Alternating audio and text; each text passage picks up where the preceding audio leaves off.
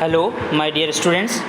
Last class में हमने perception के बारे में बात किया था, जिसमें आप लोगों को मैंने इंट्रोडक्शन, डेफिनेशन और उसके कैरेक्टरिस्टिक्स के बारे में आपको एक्सप्लेन किया था और factors affecting about the perception.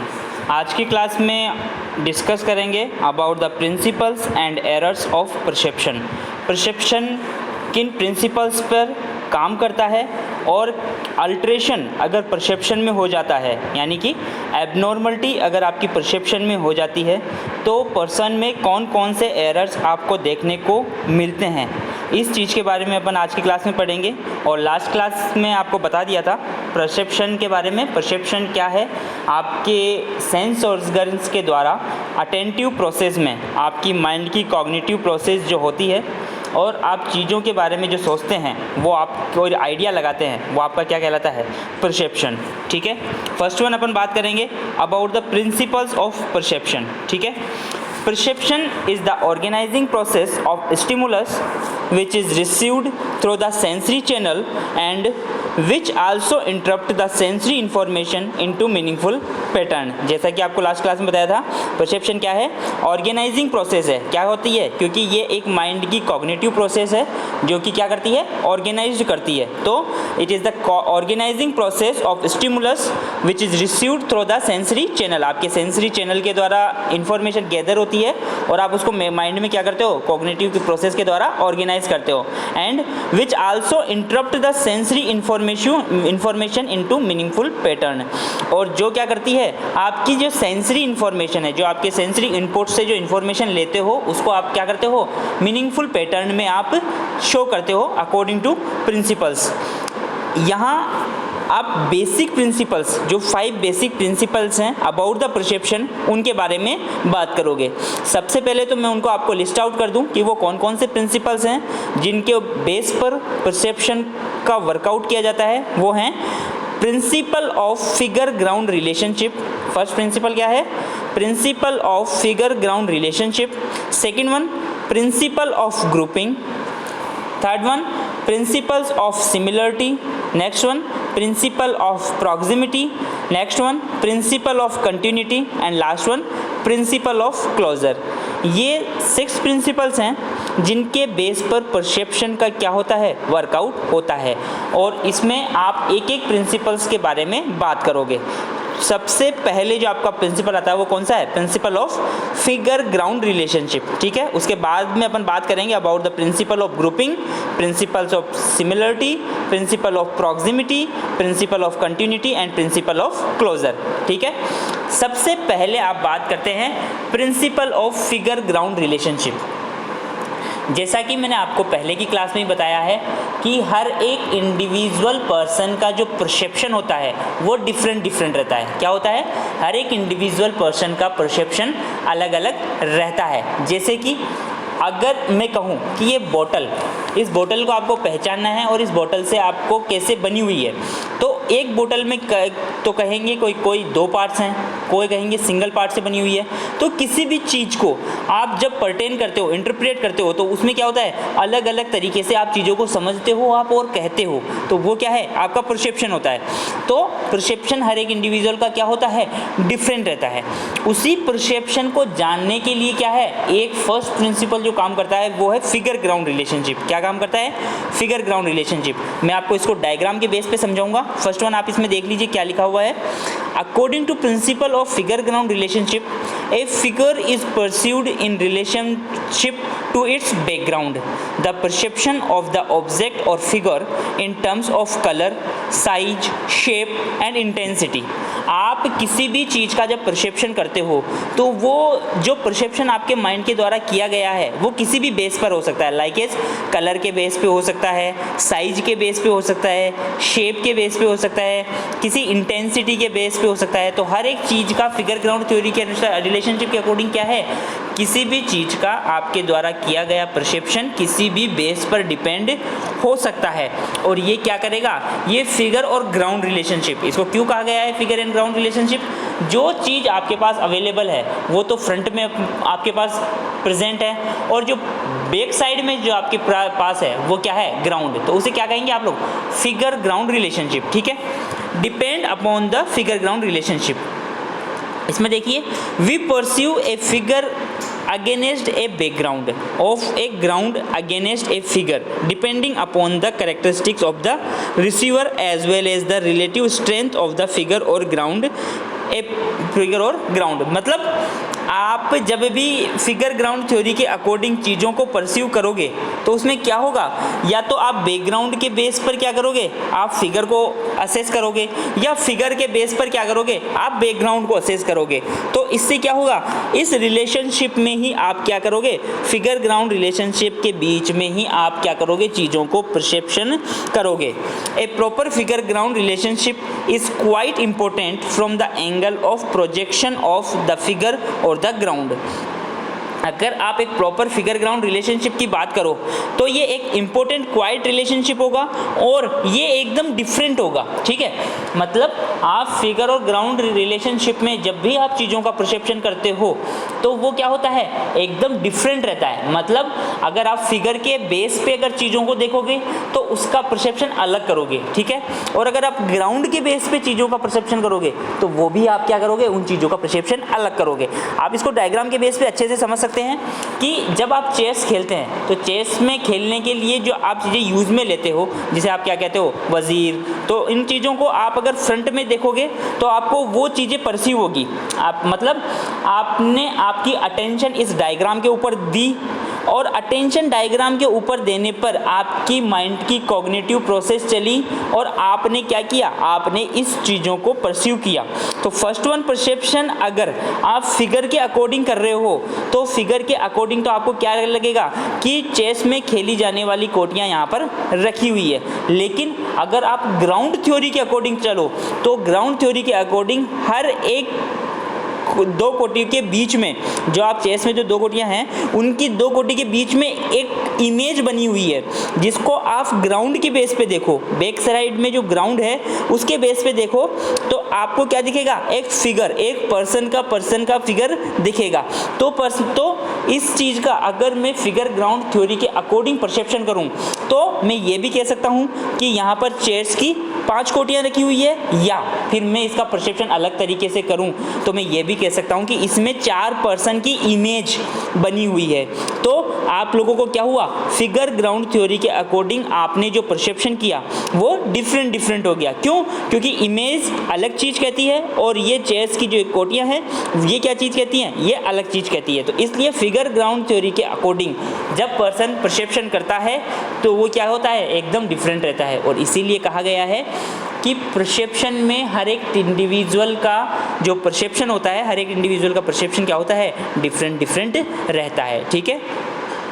Second one अपन बात करते हैं प्रिंसिपल ऑफ ग्रुपिंग।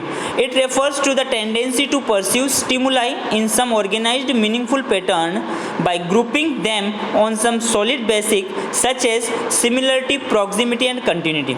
ठीक है, आप पहले तो बात कर रहे हैं, आपने जो फर्स्ट प्रिंसिपल के बारे में वो तो था फिगर ग्राउंड रिलेशनशिप, ठीक है। अब यहाँ पर क्या कर रहे हो, आप ग्रुप बना रहे हो, किस बेस पे कर रहे हो, ग्रुपिंग बेस पर आप क्या कर रहे हो, प्रिंसिपल्स ऑफ परसेप्शन को आप देख रहे हो, ठीक है। अब इसमें प्रिंसिपल ऑफ ग्रुपिंग में आपने किस किस बेस पर इसको डिवाइडेड किया, सिमिलरिटी, प्रॉक्सिमिटी एंड कंटिन्यूटी, ठीक है। तो सबसे पहले अपन देखते हैं प्रिंसिपल ऑफ सिमिलरिटी, किसके बेस पे, principle of similarity. Principle of similarity की बात करें, on the basis of similarity objects और stimuli that look alike are usually perceived as a unit, for example similar size with dots are perceived as one group. जैसे कि similarity के base पे कह रहा हूँ, अगर सिमिलरिटी में ये जो मैंने राउंड ब्लैक में बनाया है, फर्स्ट वन जो डायग्राम आपको दिख रहा है यहाँ पर मैंने शो किया हुआ आपको सिमिलरिटी, प्रॉक्सिमिटी, कंटिन्यूटी और क्लोजर। तो आपने फर्स्ट वन जो सिमिलरिटी है, तो सिमिलरिटी में क्या है, एकदम जो भी राउंड बने हुए हैं वो शेप में, कलर में और सब में क्या है, सेम है एकदम। तो उसको आप एक क्या कहोगे, एक राउंड या राउंड में क्या है, एक पूरा ग्रुप है। तो एक ग्रुप के रूप में आप इसका परसेप्शन करोगे, क्या करोगे, एक पूरे ग्रुप के रूप में आप परसेप्शन करोगे। तो ये कौन सा प्रिंसिपल है, प्रिंसिपल ऑफ सिमिलरिटी। तो on the basis of similarity objects और stimuli that look alike are usually perceived as a unit, क्या करोगे, सिमिलरिटी की बेसिस पे आपको वो क्या दिखेगा, एज ए यूनिट आप उसे शो करोगे। For example similar size with dots are perceived as a one group, मतलब जो डॉट थे वो ब्लैक ब्लैक, वो डॉट्स जो हैं वो सेम साइज के होने के कारण, सेम कलर के होने के कारण से, तो वो क्या करेंगे, आप एक ग्रुप की तरह उसे परस्यू करोगे यानी कि पहचानोगे। तो वो क्या है, principle of similarity. Principle of proximity, on the basis of proximity 6 lines are received as 3 groups because 2 close lines are perceived as 1 pair when objects और stimuli that appear close to one another are likely to be perceived as belonging to same group। Means next one जो principal of proximity है उसके according second diagram देखिए।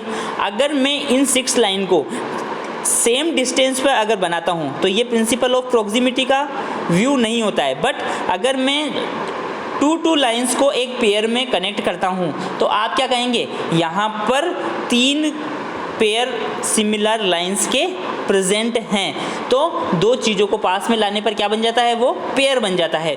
तो आप इसको क्या करेंगे, 3 ग्रुप्स ओनली क्या करोगे, 6 लाइंस इसे नहीं करोगे, आप परसेप्शन क्या करोगे, 3 ग्रुप्स का आप यहाँ पर परसेप्शन करोगे।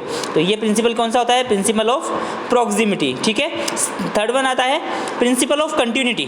प्रिंसिपल ऑफ कंटिन्यूटी में ऐसे मीन्स हैं, the object of stimuli are received as a unit और group on the basis of their continuity, the dots are received as continuity. मतलब जैसे ये डॉट्स हैं, ठीक है, तो अब ये डॉट्स क्या हैं, एक व्यू में, एक कंटिन्यूटी में मैंने शो कर रखे हैं। तो ठीक है, तो ये आप इसको क्या करोगे, इसको प्रिंसिपल ऑफ कॉन्टिन्यूटी का नाम इसे दोगे। ठीक है, और लास्ट वन जो प्रिंसिपल आता है वो आता है principle of closure. Principle of closure क्या कहता है, according to this principle while confronting an incomplete pattern one tend to complete और क्लोज द पैटर्न और fill in sensory gap and perceive it is a meaningful whole.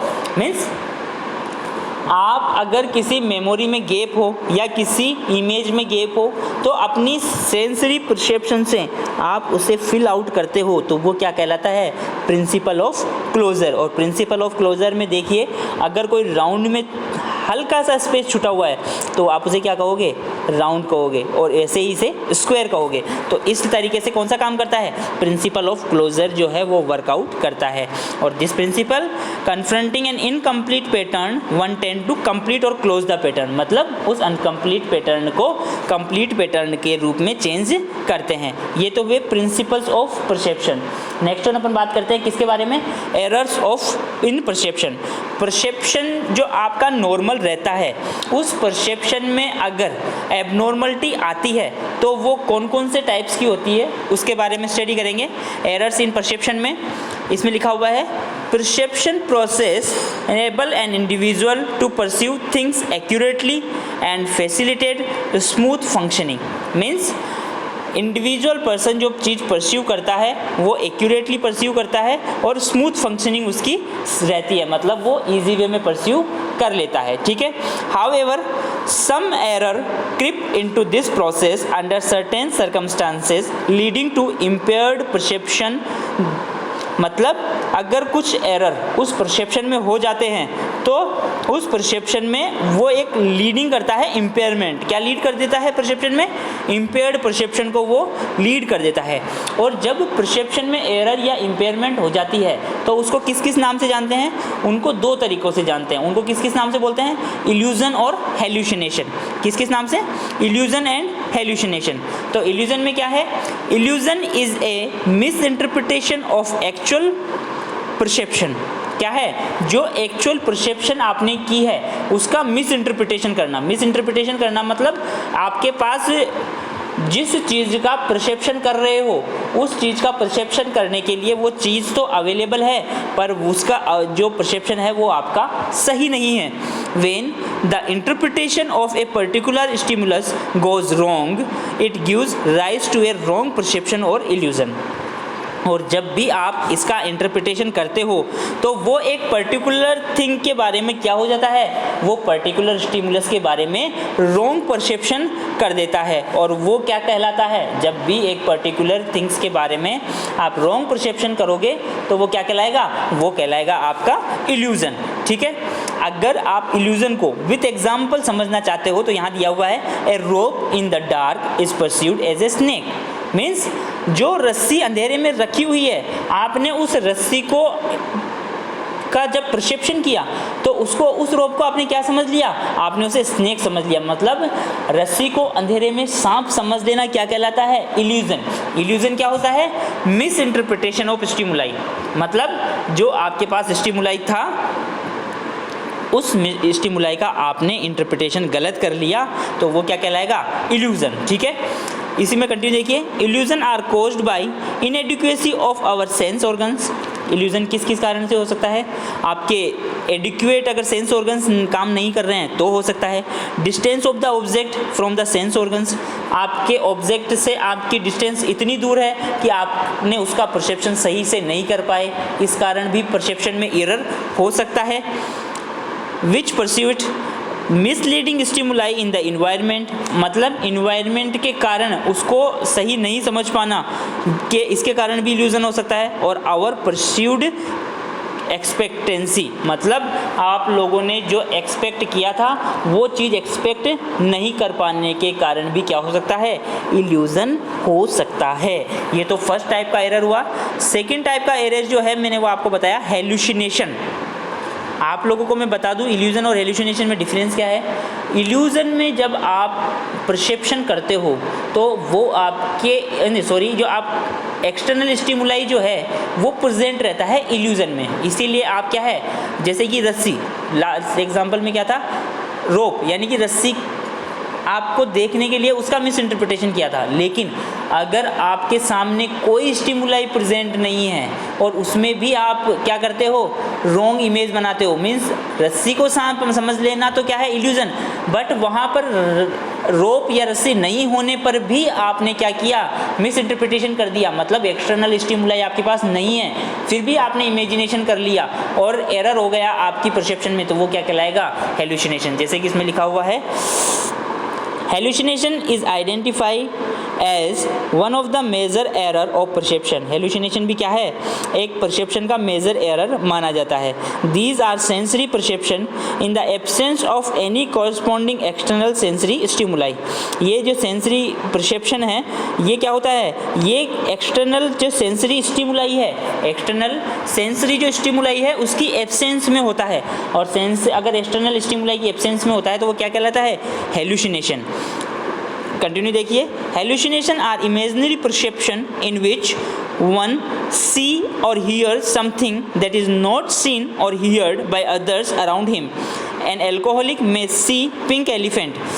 Imaginary perception, जैसे कि वहाँ पर आपको कुछ नहीं, सामने आपके कुछ भी नहीं है लेकिन फिर भी आपको कुछ दिखाई दे रहा है, कोई आवाज़ नहीं आ रही है फिर भी आपको कोई आवाज़ आ रही है, तो ये क्या कहलाता है, ये आपका हेलुसिनेशन है। और इसको आप क्या कह सकते हैं, विजुअल हेलुसिनेशन और ऑडिटरी हेलुसिनेशन आप इसको कह सकते हैं। जैसे कि एक एल्कोहलिक पेशेंट है, एन एल्कोहलिक में सी पिंक एलिफेंट। एक एल्कोहलिक पेशेंट है, उसको क्या दिख रहा है, पिंक कलर का एलिफेंट दिखाई दे रहा है, तो उसे क्या हो गया है, उसे हेलुसिनेशन हो गया है। और वो भी कौन सा वाला, विजुअल हेलुसिनेशन उस पर्सन को हो गया है। ठीक है, ए पैरानॉइड सिजोफ्रेनिक में hear voice, experience foul odour in the absence of any sensory stimulus. मतलब एक सिजोफ्रेनिक पेशेंट है, सिजोफ्रेनिक क्या है, ये एक डिजीज़ है जो मेंटली इल पेशेंट में होती है। उसको कोई वॉइस सुनाई दे रही है या फिर उसको क्या आ रही है, कोई स्मेल आ रही है, और जबकि वहाँ पर कोई स्मेल प्रेजेंट नहीं है, वहाँ पर कोई आवाज़ नहीं है, तो उसे क्या हो गया है, उसे अगर आवाज़ आती है तो ऑडिटरी हेलुसिनेशन, और फाउल हो रहा है तो मतलब कि ऑर्डर्स आ रहे हैं तो फाउल ऑर्डर्स आ रहे हैं तो क्या आ रहा है, ऑल्फैक्टरी हेलुसिनेशन। ये इस टाइप के पर्सन को हेलुसिनेशन हो जाते हैं। Hallucination are more common in mentally ill person. और हेलुसिनेशन जो होता है वो मोस्ट कॉमनली किस में होता है, मेंटली इल पर्सन में होता है। तो इस टाइप से हेलुसिनेशन को इन टाइप्स में, अगर कोई इमेजिनरी परसेप्शन आप करते हो तो आपको विजुअल हेलुसिनेशन सुनाई देती है कोई आवाज़, तो ऑडिटरी हेलुसिनेशन, कोई चीज़ की आपको फाउल स्मेल आती है तो ऑल्फैक्टरी हेलुसिनेशन, कोई स्किन पर कोई चलता हुआ आपको फील होता है तो टेक्टाइल हेलुसिनेशन। ये क्या है, कुछ हेलुसिनेशन के टाइप हैं। बट मेन थिंग कि अगर एक्सटर्नल स्टिमुलाई का मिस इंटरप्रिटेशन कर रहे हो तो वो ऑडिटरी हेलुसिनेशन, और अगर अगर एक्सटर्नल स्टिमुलाई का मिस इंटरप्रिटेशन कर रहे हो तो वो इल्यूजन, और अगर एक्सटर्नल स्टिमुलाई प्रेजेंट नहीं है तो वो क्या कहलाएगा, हेलुसिनेशन कहलाएगा। तो ये क्या डिफरेंस हुआ, इल्यूजन और हेलुसिनेशन में डिफरेंस हुआ। ओके स्टूडेंट्स, थैंक यू, आज के लिए इतना ही। से आज आपने परसेप्शन का दोनों क्लास कंप्लीट होती है। Thank you students, thank you so much.